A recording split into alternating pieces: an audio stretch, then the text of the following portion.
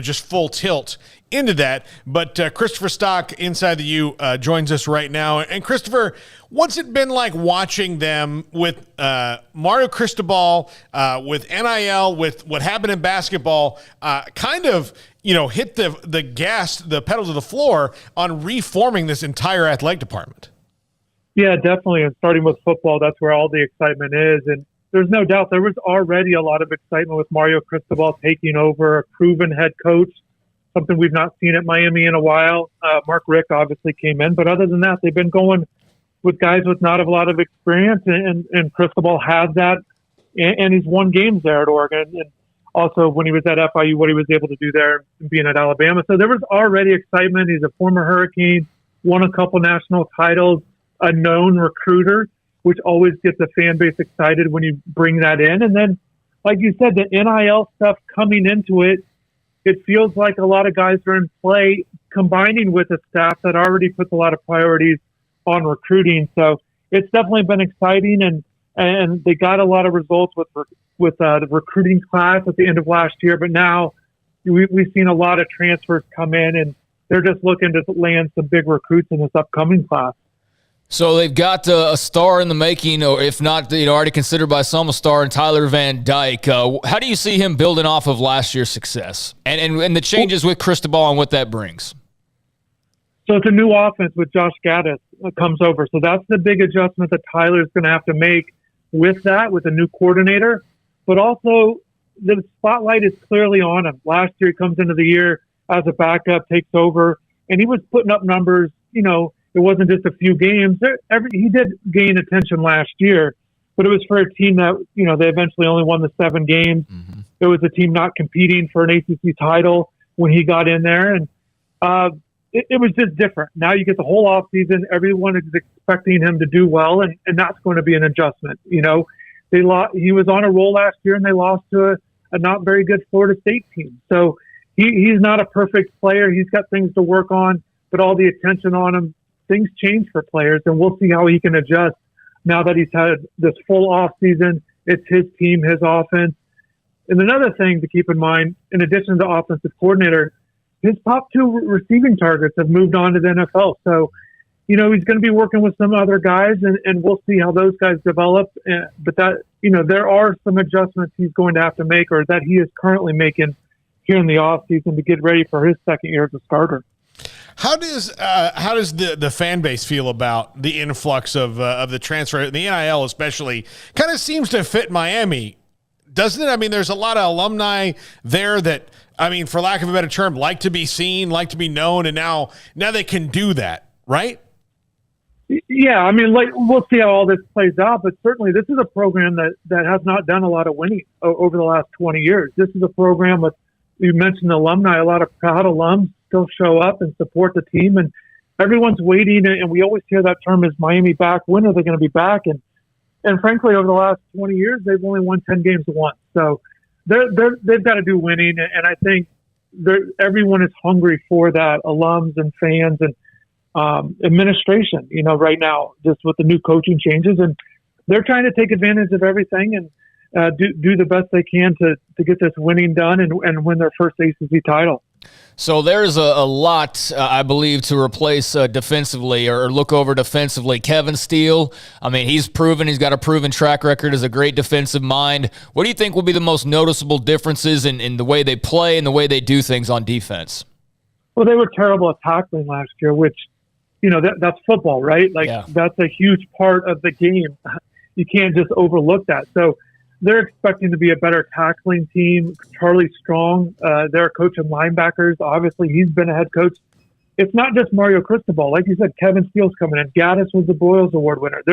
He brought in a coaching staff that is also proven. Now, they've got to go ahead and get the results, but the defense has to be better with its tackling. Now, there's some spots where you're kind of wondering, where will they be above average? Do they have an elite defense? I don't think that they have guys like that, but they can certainly be better. And starting with the defensive line, they brought in 5 transfers on the defensive line. Coach Cristobal mentioned quite a bit. They've got to get bigger, and he talked a lot about the defensive line. Everyone knows about his work on the O-line, but he's putting a huge emphasis on the D-line as well. And they got bigger. They brought in bigger guys and guys that have played at Power 5 schools, and they're going to try to rotate and go with depth. And I think everybody saw what Georgia did last year. Now, Miami does not have guys like that. Right. But I think just being able to roll out multiple guys on the D-line is going to be Miami's priority. And like a lot of schools would like to get to that point where you feel like you got a good, strong two deep out there. How crucial are these next 2 years for Miami as a university, as a football team to win and to create that excitement again so that they can also catch up in facilities and maybe one day move to a facility that's relatively close to the campus? Yeah, the on-campus stuff, that stuff is it's just not in the works. I mean, it's just not what Miami is. It's the city of Miami.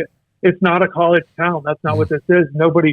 It's hard to build new football stadiums anywhere. You know, most of these stadiums have either been renovated or been around for a really long time. So they're in a world-class facility. It hosts Super Bowls. It just had the F1 race. It is a nice facility to play 6 or 7 times a year. I don't think that's an issue, but they've got to win games. You know, that's where it comes down to. And anytime a new coach comes into a program that has either prestige of some sort, you have a window and you're able to capitalize on transfers and recruits. Those first couple years, you try to get that splash class and kind of build off and kind of say, hey, this is the new thing going on at this school. We've seen it all around the country. Some of these schools win national titles in their first 2 years. These good coaches go to these schools. I'm not expecting, not saying that has to happen. Again, Miami's got to win an ACC title first, but your window in these first couple years, it's so key to get the results, because what ends up happening, if you're a new coach and you don't get the results, then it's hard to get the recruits without winning, and you can't win without recruits. It becomes this cycle, and these guys get stuck. So you've got to take advantage of being able to get recruits, even though you've not done a lot of winning lately. And Coach Cristobal has to take that to his advantage and keep building. And it starts this year. I think this is a team that can win games this year, and certainly they'll be looking to do that with a lot of these guys, these transfers, these veterans that they brought in here. Christopher, what are your opinions on I mean, this is kind of random, but we see the move to possibly eliminate championship games. We see the Pac-12's already done that. Do you have any perspective just on the ACC and what you would like to see them do with kind of the loosening of championship game rules? Yeah, I go both ways on it, but, honestly, I kind of go back to regionalized conferences preference for me. Getting the 2 best teams, I think is good. We've talked about Miami not, playing for a lot of ACC titles over the years. Look, even if Miami was to get in, there were some years that they were looking to backdoor, and you're playing the game where, well, if this team loses and teams go 5-3 in tiebreakers, look, to me, that's not what it's about. The best 2 teams should get there. And if divisions aren't producing that, I think there's so much at stake. I think, there certainly can be a disservice if the second best team is second place in the division. So eliminating the divisions, I think, is good. I think having a conference game is good still. I hopefully that continues, but I certainly understand it, especially, again, there's so much at stake, especially with the football playoff and the high stakes games at the end of the season. Well, as it comes to winning the ACC, I mean, their schedule lines up for them. Look, they have a tough non-conference game, which doesn't have anything to do with the conference, at Kyle Field against Texas A&M. But outside of that, I mean, North Carolina is at home, and then they've got, new coach Virginia Tech, new coach Duke, new coach Virginia, which I know they're also new coach. They get Florida State at home, Georgia Tech, and then Clemson on the road, and then Pitt. Like they can get on a roll with that schedule, can't they? You would think so, but I feel like we do this every year with the ACC. Other than Clemson's run recently, but Miami's not played Clemson every year. And then Florida State had the run before that. But other than that, the ACC has just not been a very strong conference. And when you look at Miami, and it's a very unique position they're in, with all these programs that they want to be. I touched on Georgia. Obviously, everyone looks at Alabama. Miami wants to be in that picture. The Ohio State, Michigan, these top level teams. But when it comes down to it, Miami in their division, they face Pittsburgh and Georgia Tech. These are the teams, Duke, North Carolina. These are the teams in their division. And it's not an overwhelming division, and it's not going to be again this year unless somebody really pops up that you're not expecting that. The last few years, you've had good quarterbacks. Sam Howell had the respect, and obviously with what Kenny Pickett did last year, but he's not here anymore. So Miami's got to take care of business in the division. Yes, you look at the schedule. I'm with you. Again, it should be a conference schedule that Miami should do well against, but we've seen disappointing results over the years, and Miami has to prove it. And again, nothing jumps out. Yes, Texas A&M will be a tough game. It's hard to win every game on your schedule. That might be difficult. But again, other than that, like you mentioned, you get Clemson, but we saw Clemson was not clicking at the level that they had been recently, where they were completely unbeatable, it looked like, for many years. So, Christopher, I would imagine that all of the changes in the whirlwind that's happened has been great for your website, because there's just constantly something going on. But have you just had your head spinning in a whirlwind the last few months? Yes, but what I would say, so I'm getting ready to go into year 20 covering Miami, and I keep talking about the results, but Miami is, regardless, there's always something going on with this program. The fans are always really passionate and excited, even though, again, the results haven't been there. There's always something going on with this program, and there's always excitement in the off season, and there's always something to talk about. And there's no doubt. Lately, it's been transfers, all these names popping up. Again, they landed 11 transfers, constantly interviewing reporters. I post that on the YouTube channel I have, where we're trying to get information on guys. And I think that's what happens a lot with all this, because there's so many new names popping up, not just in South Florida. These guys are all around the country, and many guys coming from the Pac-12, which in the West Coast area of the country. And we've not had a lot of that over the years. But yeah, it feels like everyone's fair game, and everyone's at least a potential for Miami. That's how the fan base feels right now. So did you start covering them right after the 01 team? 02 was so 03 was my first year, and 02 they go to the championship game against Ohio State. So I step in 03. For that year, they go 11-2 and produce 6 first rounders, and then after that, they'd only won 10 games once in 2017. So I've seen a lot of disappointing seasons. So it's your fault. No, I'm just kidding, obviously. You got there right after the band got out of rehab. Yeah, exactly. That's the reunion tour. No, no, but I mean, they're obviously looking up in a major way, and I like Cristobal. Well, I think he's a damn good head coach. That staff too. I mean, you just listen off former head coach after former head coach after former head coach. The pieces are in place, Christopher, but what pieces are missing still in your mind post spring football? What do they need to address before kickoff there in September? Look, we touched on Tyler Van Dyke, and I said that, the attention that there are things, but certainly a lot of positives, the big arm, and certainly the proven results, what he did last year. I think the biggest thing, this team needs the offensive playmakers. The wide receivers, they've got guys that have skills and have shown flashes. The Clemson transfer, Frank Latson, has good size. I saw him a lot in high school.